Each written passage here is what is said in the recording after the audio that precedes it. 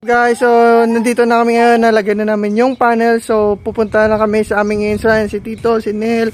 Tapos yan yung setup niya. So tara, install natin. Let's go!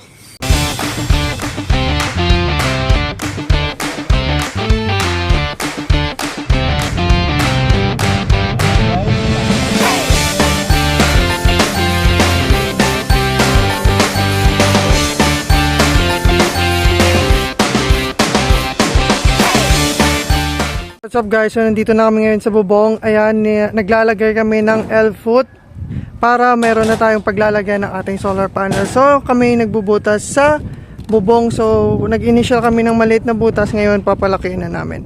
So samahan nyo kami, let's go! Ayan na guys, no, nalagay na natin yung mga L-foot. So ayan, ilalagay na natin yung solar panels na mayroong DIY na railings. Ayan. So yan, nilalagay na ni Neil at ni Tito. Ayan.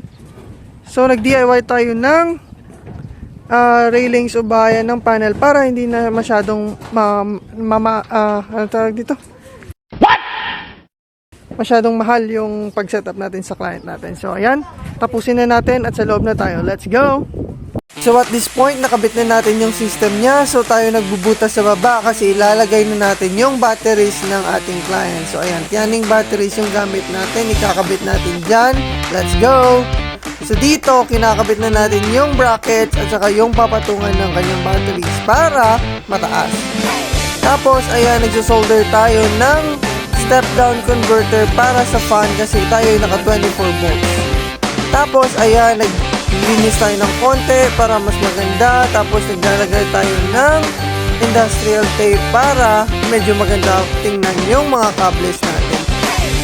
And also, if you're planning to set up a solar backup, solar system, or any solar setup, feel free to leave us a message or DM me so that we can talk about the system that we need to build for you and about the prices as well. So no worries guys, budget meal lang tayo. Usually ginagamit natin ay mga pangbahay na setup para pangmasa lang at affordable. Kung pang iniintay nyo, mag-solar na kayo. Let's go!